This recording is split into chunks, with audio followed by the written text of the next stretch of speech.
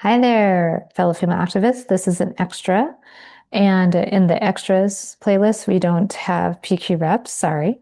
But we are going to talk about uh, an advocacy group that I'm part of. I'm a volunteer. And I want to share two different materials that they provide, two resources. But I want to share it from the point of view and the fact that it's important to understand that for those of us, right, who are in the fight against fascism, we get to decide, and I should call it authoritarianism. The country has always been fascist for those on the margins, okay? Only white, rich, property owner males ever saw this as a free nation, or could conceive this as a free nation, right? Those of us with vaginas and uteruses and those who were brought here against their will and those who were already here already know what it's like to be not free. Okay.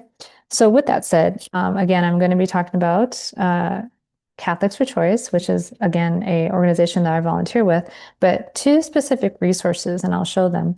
But I want to share this because at this time, there is a coalition, okay, forming. It's already formed. And I attended a really awesome 2-day training. And that's all I'll say about that, but you'll get what I'm talking about once I start.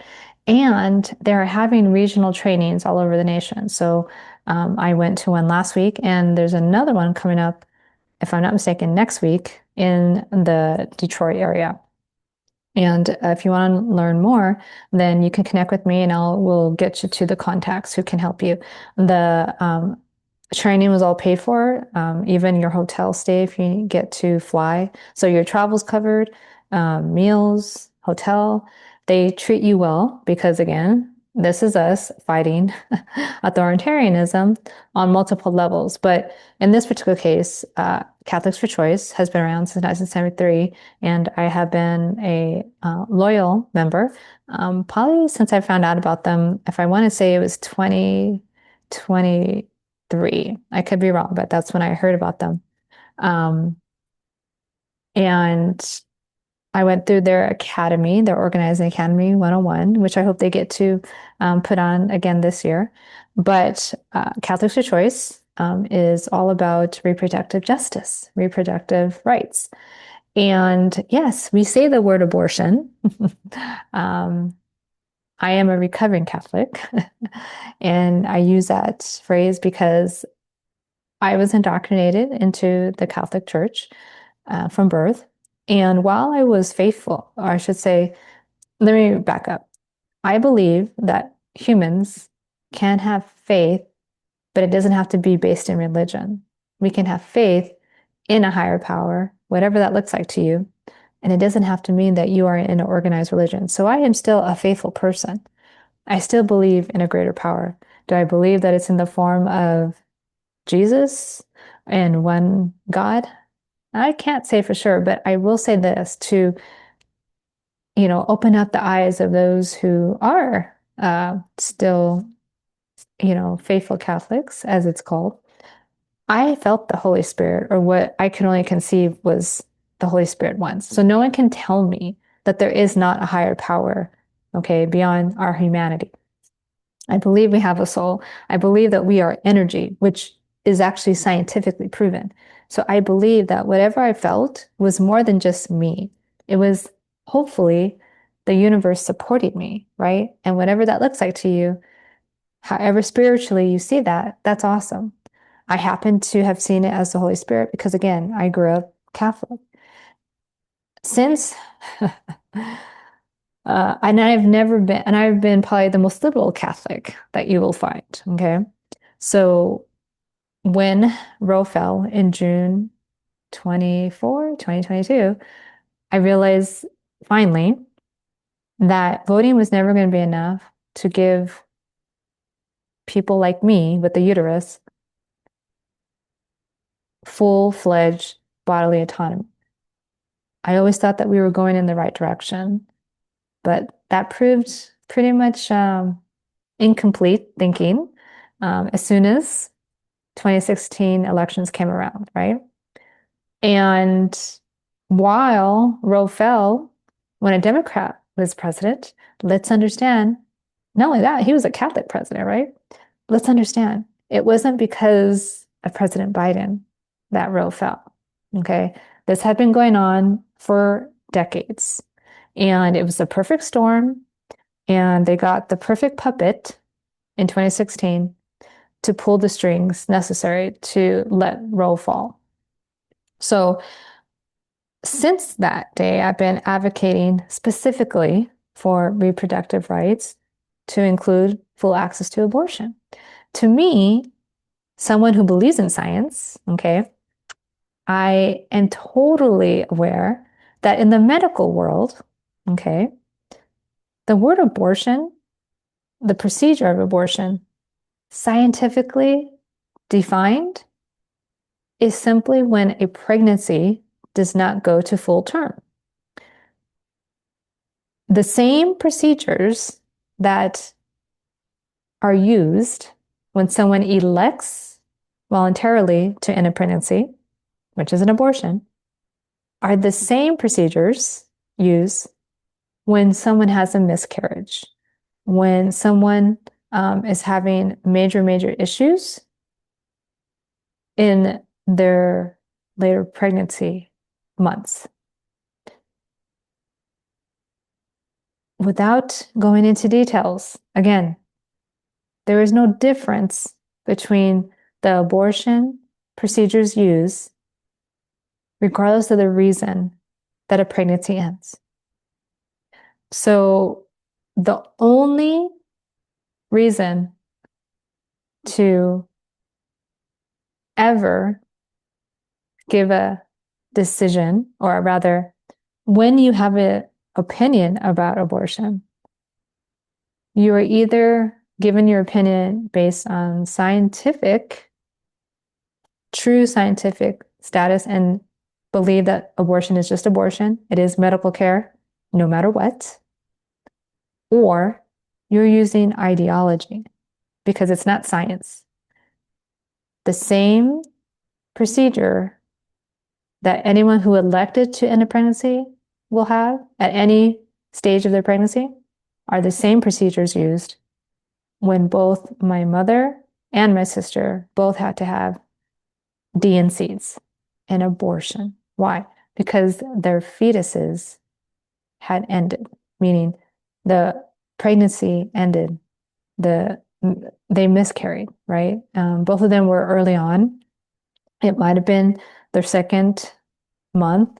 In actuality, pregnancy actually is about 10 months.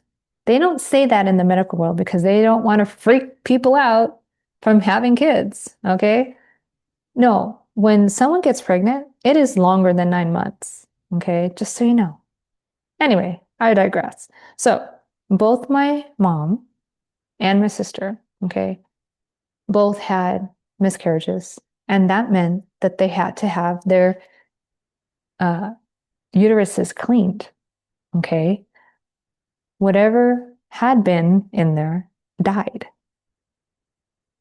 And so it had to be cleaned out. Had my sister or my mother lived anytime before 1974, or 1973, I should say, and after June 24th, 2022, their lives would have been at risk, needlessly. Just letting you know. So, with that said, I, again, am an advocate, and I focus my advocacy on reproductive justice, reproductive rights, abortion rights, right?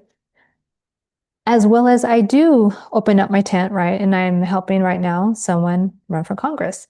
I am very involved, with making sure that I know the policies being thrown around in my state legislature. And most of my focus, again, when I'm advocating, especially if it comes to like in-person events, it's for abortion rights. So I wanted to, from the lens of a Catholic who knows what Catholics are thinking, I want to share with you and anyone else who might listen two interesting resources. So this is a good one, and I'm going to try to make it so you can see it. So this is, so those who can read Latin will be able to pronounce that. I always get it wrong.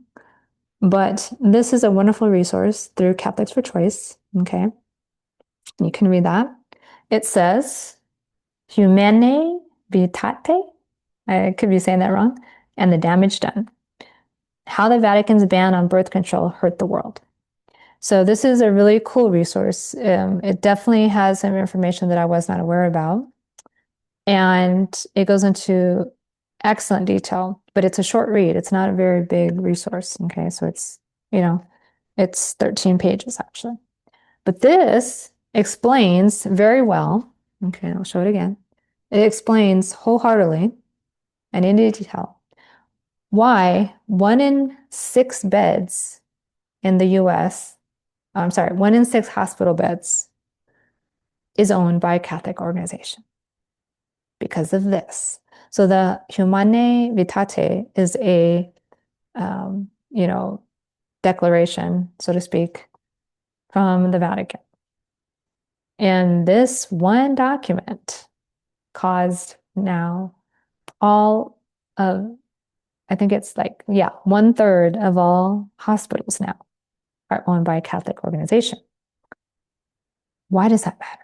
Because even if you are not religious, or hell, if you are religious but you're not Catholic, this document, the Humanae Vitae, please tell me how to say that, is what is dictating all of the anti-abortion policies in all the hospitals, again, that are owned by Catholic organizations. I find it hilarious that right now, the righteous Catholic bishops keep sharing amicus briefs with the SCOTUS when it regards to immigration. The poor immigrants. Guess what?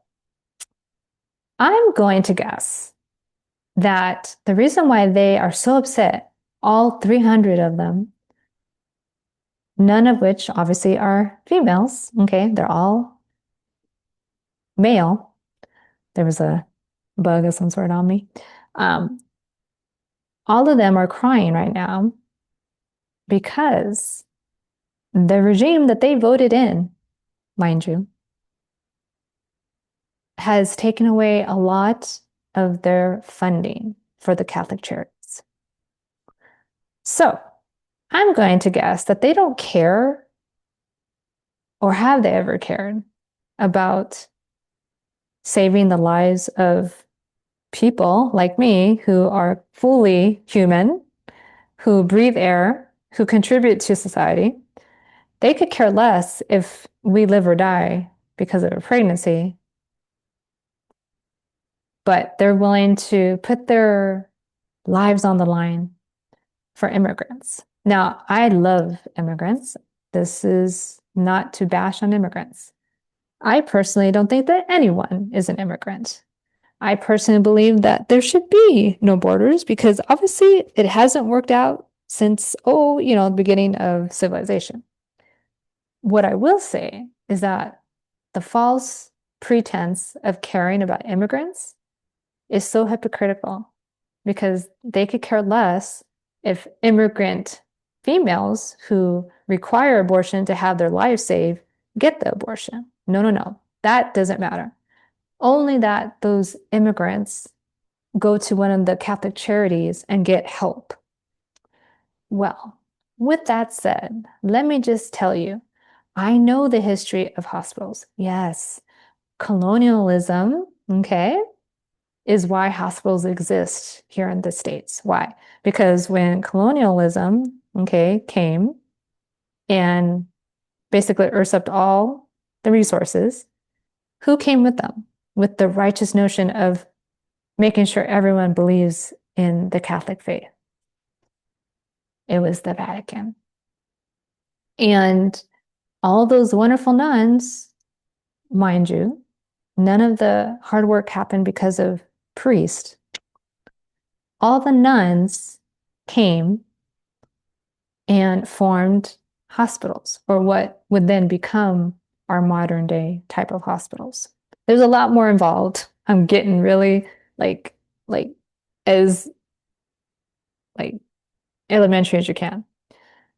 So a lot of the hospitals that are in the States were formed because of colonialism, okay? And it was nuns who came and created, a lot of the foundations that then became hospitals. So because of consolidation, because of this document, the Humanae Vitae, 1/3 of all hospitals now are owned by Catholic organizations, which means that Humanae Vitae uh, ideology, the document itself, is what obligates even secular thinking medical professionals from performing what is simply a medical procedure. They are not allowed to perform abortions in a lot of cases, okay, depending on where they're at, right? Simply because a Catholic organization owns or is part of the board, right, ultimately of that hospital. And that leaves them with no choice but to follow what the organization ultimately will say, which is we follow these doctrines and they're Catholic ideology. They're not any other religion. Okay. So be aware that if 1/3 of the hospitals are owned by Catholics, what does that do for you when whatever your premium insurance looks like? I'm sure not even the premium insurances are looking good these days. But no matter what type of insurance you have, you could end up going to a hospital requiring emergency abortion care, and you're not going to get it. And that means you either can wait out and go somewhere, or you basically die. And that's okay, apparently, to the bishops here in the US and really, all over the world.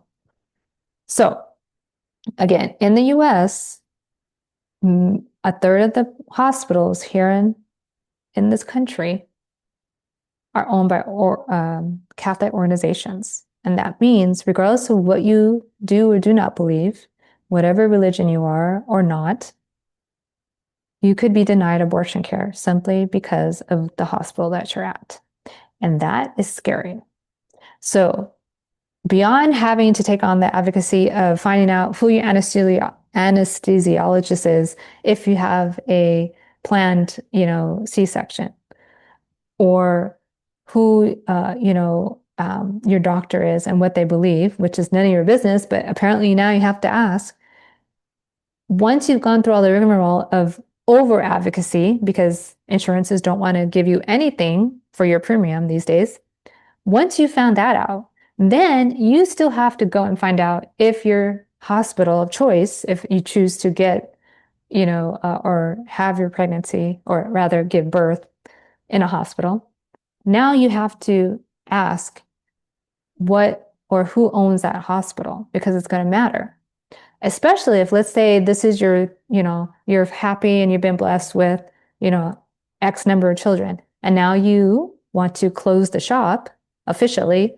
Now, I think it's easier if whomever that is that possibly gave the gave the sperm, their type of procedure for sterilization is always easier. But of course, they don't want to go that way. So if it's the person with the uterus who has to go through sterilization, it's usually a pretty good idea to have that done right after a birth, especially if it's the birth that you were planning on, and then, you're done, you're ready to have done with it. If it's a Catholic hospital, you're not going to have that sterilization done.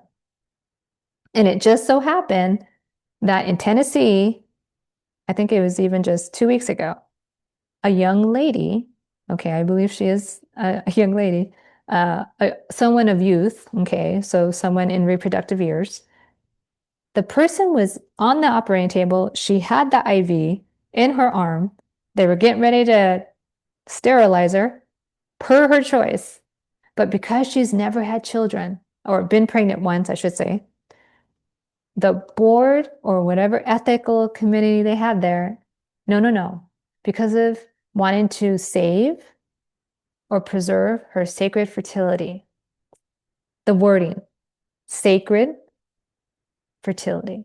Fertility would have been enough on its own, but no, no, they added sacred. This person, you don't know what her beliefs are. She could be atheist. She could be satanic. Who knows? All I'm saying is that regardless of what her belief is in a higher power, she chose, she consented in every way possible. She went through all the hoops and she wanted to get she wanted a tubulation, I believe. Tubulation? I don't even know how to say it. Basically, her fallopian tubes, she wanted them gone. And she had tried other birth control means. And yet, this totally sentient being was denied the care she wanted. Yeah, and that wasn't even an abortion. That was sterilization. This was her saying, okay, I don't have kids, or rather, I've never been pregnant, nor do I want to get pregnant. Tie me up. And guess what? They didn't allow it. So this person now, one, should sue the insurance, should sue the hospital, and definitely make them pay for her abortion somewhere else, let's just say. But this person now has to revamp and reevaluate how to get her procedure performed. She can't have it at that particular hospital, so now she has to go somewhere else. It's ridiculous. It is absolutely ridiculous. I had a very similar experience. Now, I've never had an abortion. I've never been pregnant. Thank you. Though, obviously, every year would go for my annual well woman exam. Obviously, that's very prudent of me. And my OB, who I love, my OBGYN, I was at the time probably in my early 30s. And, we had a really wonderful relationship. And she's like, well, you're getting on in years. So, you might want to start thinking, do you ever want to have children? And I'm like, oh, no, that's not a topic I even care about. Sign me up for the next tubulation. And at the time, I was ready to get rid of everything. But then I realized many years later that no, you want to keep your ovaries at all costs. Hormones, they matter. You want the hormones. So at the time, I just said, yep, let's take it all out. I'm ready. Where do I sign? And I was half kidding for the most part, 90% kidding, but I was 10% like, yeah, what would be get me thinking about it? How would I, go through this process? Her jaw dropped and she looked at me and I could tell what she was going to say. I was not going to like. And as slowly as she could and as neutrally as she could, she was like, no surgeon will ever touch you unless you've at least had one pregnancy. And at that moment, I looked at her and I said, excuse me? And she's like, there's not probably a doctor that would ever allow that. I'm like, but I'm asking for it. And she very clearly said, unless you have a pregnancy, regardless of how it ends up, no one would probably agree to it because of your age. And I'm like, and at that point, she knew that I was like over the edge. And she's like, you know what? I'm going to step out. We'll take care of your exam in a little bit, but I'm going to give you 5 minutes. At that moment when she left, I realized at that moment, even though on paper, supposedly, I had the right to an abortion, my body was not, I had no body autonomy. I had no agency. I really did not have bodily autonomy. And I was furious. So even though I didn't get more, involved in the reproductive justice system, or I should say activist advocacy at that time, it was a moment like that where another female, by mind you, told me that I didn't have any rights. It was devastating. So with that said, the second source or resource I want to share, this one is cool. I haven't read it yet, so I can't really give you all of it, but this is also from Catholics for Choice. I'm trying to make sure you can see the name of it. So Faithful Providers. Okay. So it is stories and reflections from the front lines of abortion care. So these are going to be stories, and I'm looking forward to reading this. And these are both, I should have said this at the beginning, these are both, again, resources from Catholics for Choice, which you can ask them to send you. Okay. And they will do so. But I wanted to share it because the more you understand systemically how this all comes about, the more informed you are, and you can decide for yourself which route you want to take, right? So in the case of that stories and reflections, please understand that there are more of us than the radicals who don't believe that someone with a uterus has a decide to stay alive when they might have a pregnancy that's gone wrong, or even if they want to get rid of it for their own reasons. It doesn't matter what the reason is. But these resources are going to bring to light, okay, how could it be that someone in a religious, thinking, meaning someone who was brought up Catholic, or maybe you're new to Catholicism, I don't, whatever your case is, but how entwined Catholicism is in a lot of, obviously, policies that are created, not just in the health and medical field, but literally in every part of life. And we have seen this over and over again. How many times have we had to, talk about separation of state and religion?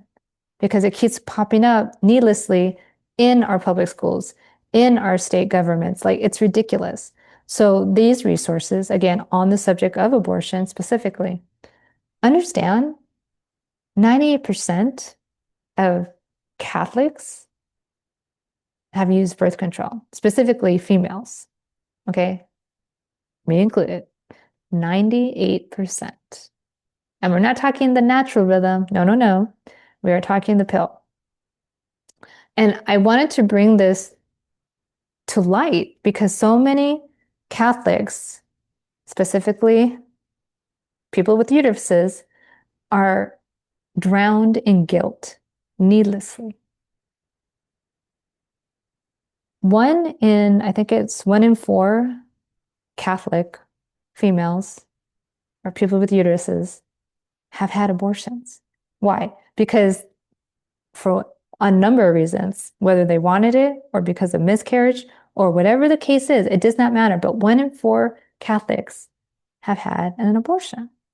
So to say that Catholics don't have abortions, that's BS.